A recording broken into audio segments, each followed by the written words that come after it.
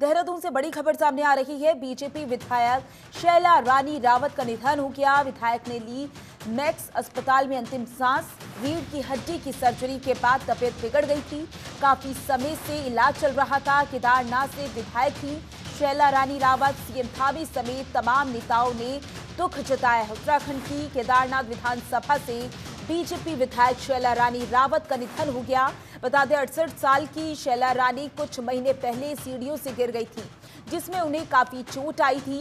गिरने से उनकी रीढ़ की हड्डी में फ्रैक्चर आ गया। फ्रैक्चर की सर्जरी से वो उभर नहीं पाई।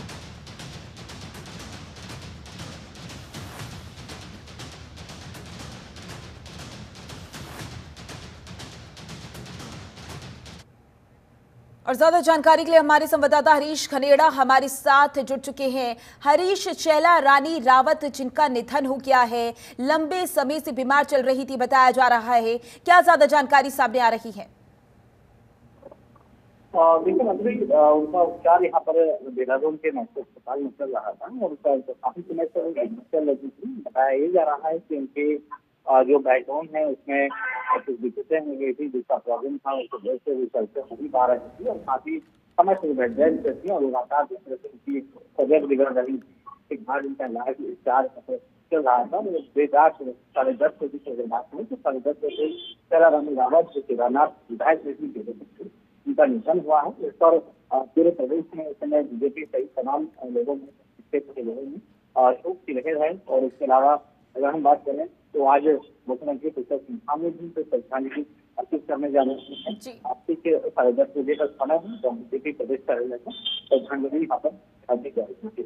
जी हरीश, बताया जा रहा है कि रीढ़ की हड्डी की सर्जरी हुई थी, उसके बाद भी बीमार चल रही थी। क्या जब सर्जरी हुई थी उस दौरान कुछ हुआ था और कितने समय पहले वो सीढ़ियों से गिरी थी? देखिए काफी समय बीत चुका है। जैसे सीनियर सेक्रेटरी थे उसकी रीढ़ की जो सर्जरी है बैकबोन में उसका ऑपरेशन यहाँ पर किया गया था और ये बताया जा रहा था डॉक्टर की तरफ से कि उनका जो ऑपरेशन है उसका ऑपरेशन हो चुका है, लेकिन काफी समय से वो बीमार चल रही थी। उसके वजह से ही उनका निधन हुआ है। और देखिए रात की अगर बात करें तो बीती रात लगभग 10:30 बजे के आसपास उसका निधन हुआ है, जिस वजह से पूरे केदार वैली में शोक की लहर है। इसके अलावा बीजेपी में भी काफी शोक लोग मना रहे हैं।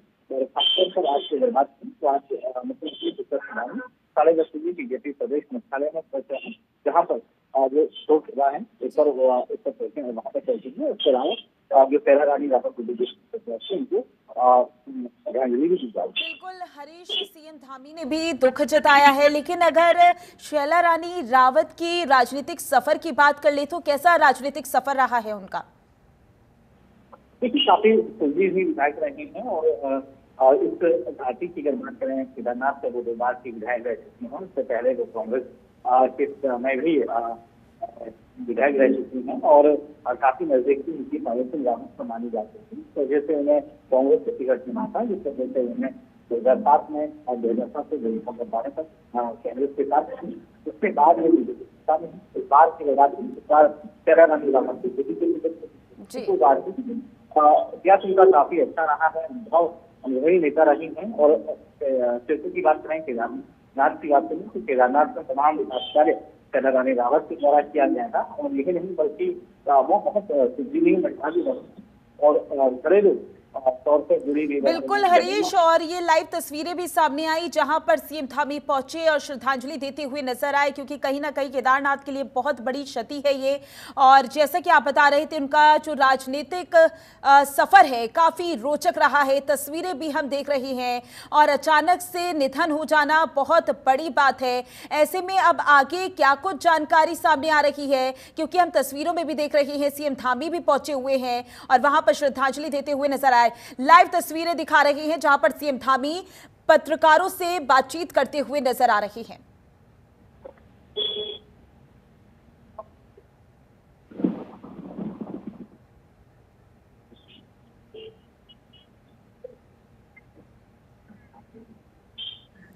तो देखिए, रीढ़ की हड्डी की सर्जरी के बाद शैला रानी रावत की तबीयत बिगड़ गई थी। काफी समय से उनका इलाज चल रहा था, बीमार चल रही थी और इसी वजह से उनका निधन हो गया। इस प्रकार से शरीर छोड़ देना ये बहुत दुखद है और उनका पूरा जीवन संघर्षशील जीवन रहा। अपने क्षेत्र से लोगों से हमेशा जुड़ी रही, उनके लिए लगातार संघर्ष करती रही। और मुझे भी जब भी मिलती थी तो उनके मन मस्तिष्क में एक ही बात रहती थी कि मेरे क्षेत्र का विकास होना है, क्षेत्र को आगे बढ़ाना है। हर बार छोटी छोटी बातों से अवगत कराने का काम करती थी, उनके हल के लिए प्रयास करती थी। उनका इस प्रकार से चले जाना हम सब लोगों के लिए, क्षेत्रवासियों के लिए, सबके लिए बहुत ही अपूर्णीय क्षति है और निश्चित रूप से इसकी भरपाई होना असंभव है, मुश्किल है, लेकिन भगवान को शायद यही मंजूर होगा। मैं भगवान से प्रार्थना करता हूँ कि भगवान अपने श्री चरणों में उनको स्थान दे और उनके परिवार के लोगों को, उनके क्षेत्र के लोगों को, उनके चाहने वालों को, सबको भगवान इस दुख की घड़ी में इस दुख को सहन करने की शक्ति प्रदान करे। ओम शांति, ओम शांति, ओम शांति। तो आप सीएम धामी को सुन रहे थे, जो कि श्रद्धांजलि अर्पित करते हुए नजर आए और इसी के साथ उन्होंने ये भी बताया कि शैला रानी रावत का जो राजनीतिक सफर रहा काफी संघर्षशील रहा, क्षेत्र के लोगों से जुड़ी रहती थी। हमारे संवाददाता हरीश खनेड़ा हमारे साथ लगातार बने हुए हैं। हरीश, सीएम धामी को भी आपने सुना, उन्होंने बताया कि किस तरीके से उनका जीवन संघर्षशील रहा, क्षेत्र के लोगों से जुड़ी रहती थी। साथ ही ये भी जानकारी है कि बहुत समय पहले उनको कैंसर भी हो गया था, स्वास्थ्य संबंधी समस्या से भी जूझ रही थी। उसके बाद 3 साल उनका इलाज चल रहा, वो ठीक होकर भी आई, लेकिन फिर एक बार सीढ़ियों से गिर गई, फिर उनकी रीढ़ की हड्डी पर चोट आई, जिसकी सर्जरी हुई। बिल्कुल, देखिए इस तरह से लंबा अनुभव उनका रहा है राजनीतिक क्षेत्र में और खासतौर पर हम केदारनाथ की बात करें तो केदारनाथ की घाटी से कईदार की विधायक की रही हैं और बार की विधायक रही हैं, जमीनी नेता रही है, जमीन से जुड़ी रही है, के साथ बहुत ज्यादा विकास रहा है। बीजेपी की अगर बात करें तो 2016 में बीजेपी से जुड़ी थी और तब से लगातार बीजेपी में बनी हुई थी और बड़ी क्षति इस समय क्षेत्रवासियों की को इसमें बड़ा झटका लगा है, बीजेपी को बड़ा झटका लगा है कि बीजेपी की सिटिंग एमएलए रही है शैला रानी रावत, तो देखिए बहुत बड़ा नुकसान इस समय बीजेपी को झेलना पड़ा है। क्योंकि आज की अगर बात करें तो आज उत्तराखंड की 2 सीटों पर भी चुनाव हो रहा है और सिर्फ बीजेपी की पास फिर से खाली हुई है, तो निश्चित तौर पर एक बड़ी हानि इस समय प्रदेश को मिली है शैला रानी के निधन के बाद, क्योंकि उनकी जो तबियत थी लंबे समय से खराब चल रही थी। जिस तरह से उनका जो ऑपरेशन यहाँ पर हुआ था, सर्जरी यहाँ पर हुई थी उनकी रीढ़ की हड्डी की, तो उसके बाद से लगातार बीमार चल रही थी और काफी समय से एक्टिव भी नहीं की तरह थी। हालांकि उनके कई बार जो सोशल मीडिया पर जो पोस्टर हैं वो हमने भी देखी है, लगातार ये अपडेट अपने स्वास्थ्य को लेकर कर रही थी, लेकिन कहीं कहीं एक जिस तरह से बेदाग की अगर बात करें तो बेदाग को जो उनका जो निधन हुआ कहीं ना कहीं शैला रानी रावत का निधन होना बहुत बड़ी क्षति है बीजेपी के लिए, केदारनाथ वासियों के लिए भी बहुत बड़ी क्षति है। ज्यादा जानकारी के लिए बहुत बहुत शुक्रिया आपका। तो वहीं उत्तराखंड की 2 सीटों पर उपचुनाव को लेकर मतदान, मंगलौर और बद्रीनाथ सीट पर मतदान जारी है। बूथों पर मतदाताओं की लंबी लाइनें लगी। सुरक्षा के मद्देनजर मतदान केंद्रों पर पुलिस फोर्स लगी। शाम 6 बजे तक डाले जाएंगे वोट। उत्तराखंड के 2 सीटों पर वोटिंग जारी है। मंगलौर और बद्रीनाथ सीट पर मतदान हो रहा है। शाम 6 बजे तक वोट डाले जाएंगे। बड़ी जानकारी आप तक पहुंचा रही है, जहां आपको बता दें कि 2 सीटों को लेकर उपचुनाव हो रहा है, जिसको लेकर इतने समय से जो नेता थे वो प्रचार प्रसार में लगे हुए थे और आज वोटिंग का दिन है। ऐसे में मतदाता पहुंच रहे हैं, अपने मत का प्रयोग करते हुए नजर आ रहे हैं। शाम 6 बजे तक का समय जब तक वोट डाले जाएंगे। मंगलौर की बात की जाए तो 9 बजे तक 8.74% मतदान हुआ है। उत्तराखंड की 2 सीटों पर उपचुनाव को लेकर मतदान हो रहा है। मतदान केंद्रों पर सुरक्षा के कड़े इंतजाम भी किए गए हैं ताकि वहां पहुंच रहे मतदाताओं को किसी तरह की दिक्कत ना हो। बूथों पर मतदाताओं की लंबी लाइनें भी लगी हुई नजर आ रही हैं, अपने मत का प्रयोग करते हुए नजर आ रही हैं। सुरक्षा के मद्देनजर बात की जाए तो मतदान केंद्रों पर पुलिस फोर्स भी लगी है। शाम 6 बजे तक वोट डाले जाएंगे। 9 बजे तक की बात की जाए तो मंगलौर में 8.74% मतदान हो चुका है।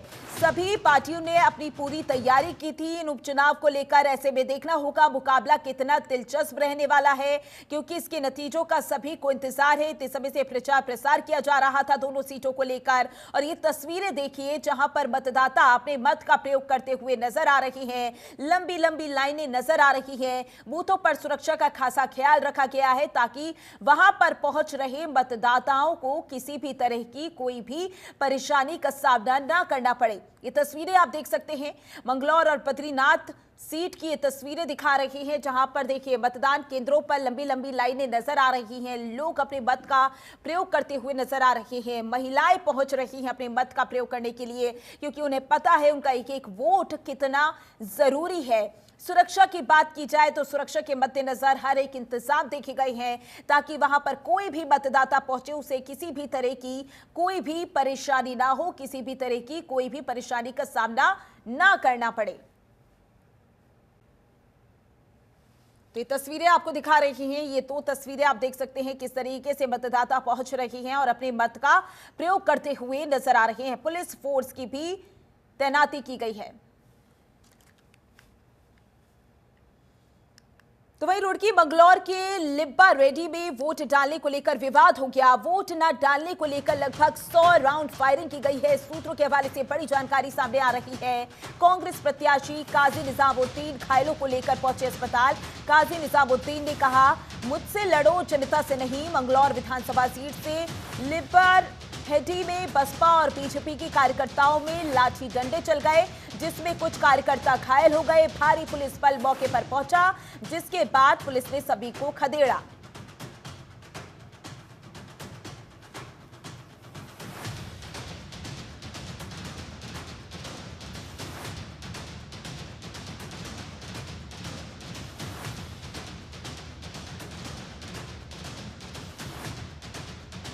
काजी निजामुद्दीन ने कहा, मुझसे लड़ो जनता से नहीं। मंगलौर के लिब्बा रेड्डी में वोट डालने को लेकर ये विवाद हो गया और जहां पर घायलों को लेकर अस्पताल पहुंचे, उनका वहां पर इलाज करवाया जा रहा है। 100 राउंड की फायरिंग की गई है।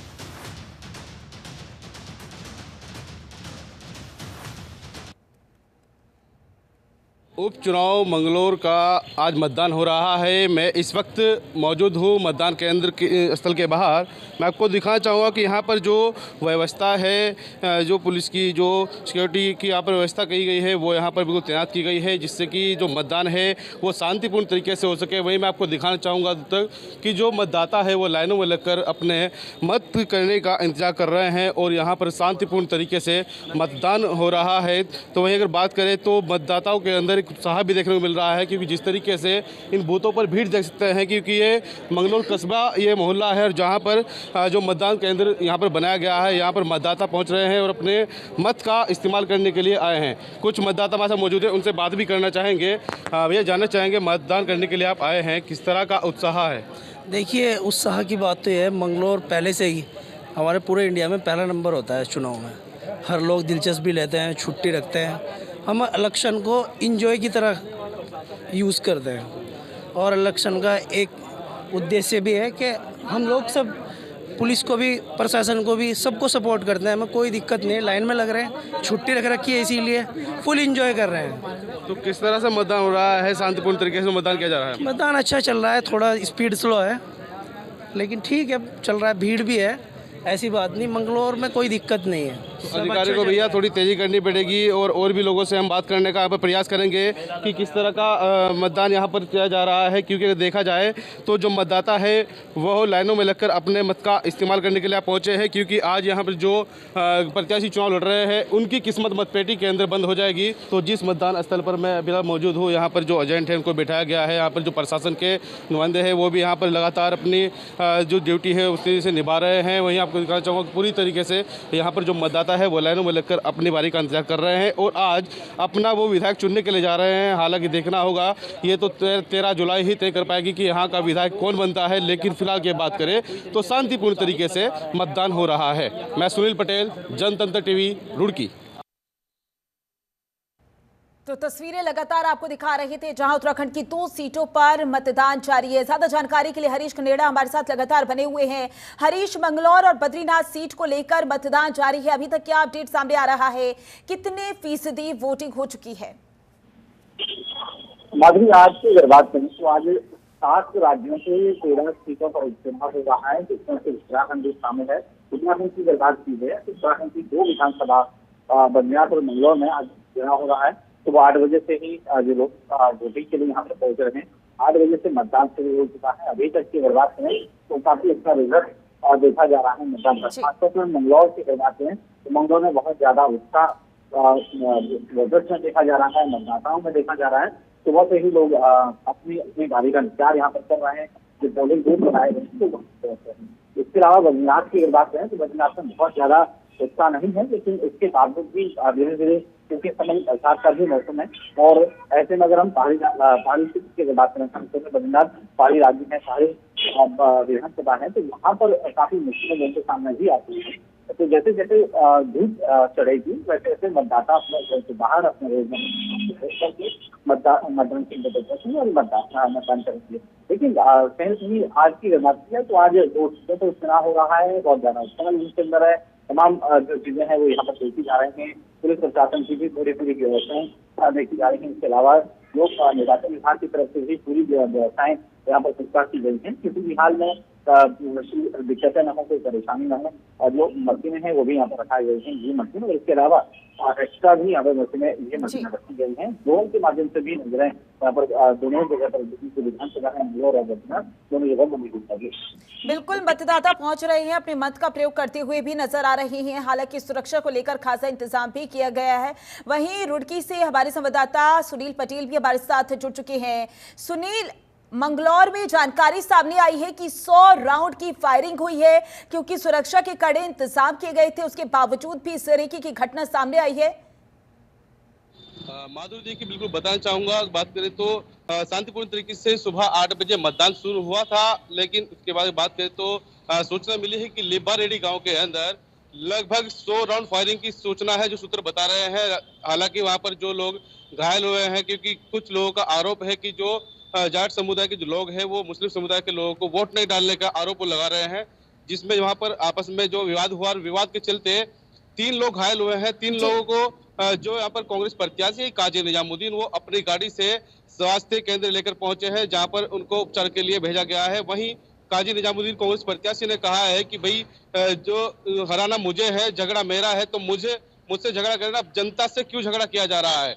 जनता के साथ में ऐसा बर्ताव करना इन लोगों के लिए गलत है, और जो अगर मुझे हराना है तो सरकार मुझे हराए, लेकिन जनता के साथ ऐसा व्यवहार ना करे। माधुरी जी, सुनील, बसपा और कांग्रेस दोनों की ही दावेदारी बेहद ही मजबूत मानी जा रही है।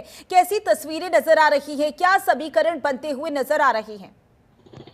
माधुरी देखिए, बिल्कुल बसपा कांग्रेस की अगर बात करें, यहाँ पर अगर जब से उत्तराखंड बना है तब से ही मंगलौर सीट बसपा और कांग्रेस के खेमे में रहती है। ये हाजी और काजी का यहाँ पर राज चलता है जी। लेकिन इस बार उपचुनाव में ऐसा देखा जा रहा है कि जो भाजपा के प्रत्याशी करतार सिंह भड़ाना वो बड़े ही दिलचस्प तरीके से यहाँ पर चुनाव लड़ रहे हैं, जिसको लेकर के अगर देखा जाए तो सरकार कांग्रेस की नहीं है। इस बार उत्तराखंड में अगर बात करें तो उत्तराखंड में भाजपा की सरकार है, केंद्र में भाजपा की सरकार है। उसको लेते हुए यहाँ पर इस बार उपचुनाव को बड़ा ही दिलचस्प तरीके से देखा जा रहा था, और यहाँ की जो जनता है उनका जो माहौल है वोटिंग करने का जो यहाँ परसेंटेज है वो भी बढ़ने वाला है, क्योंकि जनता जो है, लोग घरों से बाहर निकल रहे हैं, मतदान केंद्र स्थल पर पहुंच रहे हैं और अपने मत का प्रयोग कर रहे हैं। माधुरी बिल्कुल अपने मत का प्रयोग करते हुए नजर आ रहा है, क्योंकि हम सुबह से ही दर्शकों को तस्वीरें दिखा रहे हैं कि किस तरीके से मतदाता पहुंच रहे हैं और अपने मत का प्रयोग करते हुए नजर आ रहे हैं। हरीश हमारे साथ लगातार बने हुए हैं। हरीश, बद्रीनाथ सीट की बात की जाए तो वहां का मुकाबला कितना दिलचस्प नजर आ रहा है,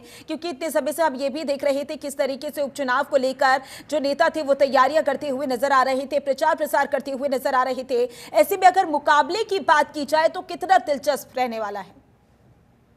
बहुत दिलचस्प मुकाबला है माधुरी, क्योंकि अगर बद्रीनाथ विधानसभा की बात करें तो बद्रीनाथ विधानसभा में इस बार जो वोटर्स हैं वो काफी सहमे हुए हैं। अभी जिस तरह से क्योंकि जो राजेंद्र भंडारी थे पहले कांग्रेस की टिकट से चुनाव जीते थे और उसके बाद वो अब बीजेपी में शामिल हुए थे, तो यहाँ की जो स्थिति है वो बहुत अलग है। जिस तरह से अगर हम राजीव भंडारी की बात करें तो राजीव भंडारी ने कांग्रेस छोड़ सकती बीजेपी में शामिल होना और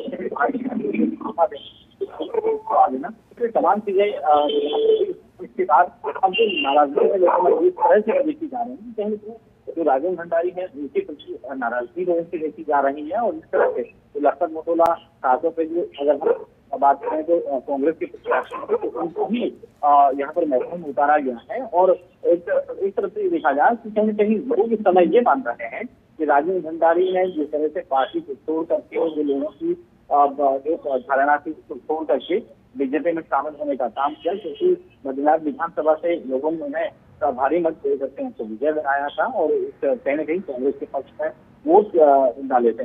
लेकिन इस बार उन्होंने पार्टी छोड़ करके कहीं न कहीं जो चीजें हैं वो यहाँ पर बिल्कुल उसके वोट देखती है। तो इस बार की अगर बात करें तो मुकाबला बहुत दिलचस्प है, इस तरह से नाराजगी है और दूसरी तरफ उत्साह लोगों में बन रहा है। तो अब देखना ही होगा कि इस तरह से जो रिजल्ट यहाँ पर बिल्कुल हरीश, देखना होगा क्योंकि सभी मतदाता बहुत सारे मुद्दे ध्यान में रखकर वोट करने जा रहे हैं। ऐसे में देखना होगा कि किसके पक्ष में सबसे ज्यादा वोटिंग होती है। आप दोनों का बहुत बहुत शुक्रिया ज्यादा जानकारी के लिए। तो वहीं आज होगा शहीदों का अंतिम संस्कार। कठुआ में शहीद हुए हैं उत्तराखंड के 5 जवान। पूरे सैन्य सम्मान से अंतिम संस्कार होगा। ऋषिकेश के कुंदन घाट पर अंतिम संस्कार किया जाएगा। कल देहरादून में सीएम धामी के साथ सेना ने श्रद्धांजलि भी दी थी। बड़ी जानकारी आप तक पहुंचा रहे हैं। कठुआ में शहीद हुए उत्तराखंड के 5 जवान जिनका आज अंतिम संस्कार होना है। पूरे सैन्य सम्मान से उनका अंतिम संस्कार किया जाएगा। कल हमने तस्वीरें देखी थी किस तरीके से वहां पर उनको श्रद्धांजलि अर्पित की जा रही थी और सीएम धामी भी पहुंचे थे, उन्हें श्रद्धांजलि अर्पित करते हुए नजर आए थे। सीएम धामी के साथ सेना ने भी श्रद्धांजलि दी थी। ऐसे में आज शहीदों का अंतिम संस्कार है। पूरे सैन्य सम्मान के साथ उनका अंतिम संस्कार किया जाएगा। कठुआ में आतंकवादी हमला हुआ जिसमें उत्तराखंड के 5 जवान शहीद हो गए। पूरे सैन्य सम्मान से उनका अंतिम संस्कार किया जाएगा। अंतिम संस्कार को लेकर तैयारियां पूरी हो चुकी हैं। ऋषिकेश के कुंदन घाट पर अंतिम संस्कार किया जाएगा। तो ये तस्वीरें आप देख सकते हैं। ये तस्वीरें जब श्रद्धांजलि देते हुए सेना नजर आ रही थी। इस दौरान सीएम पुष्कर सिंह धामी भी नजर आए और उन 5 जवान जो कि शहीद हो गए आतंकी हमले में उन्हें श्रद्धांजलि देते हुए नजर आए। लेकिन आज ऋषिकेश के कुंदन घाट पर उनका अंतिम संस्कार किया जाएगा।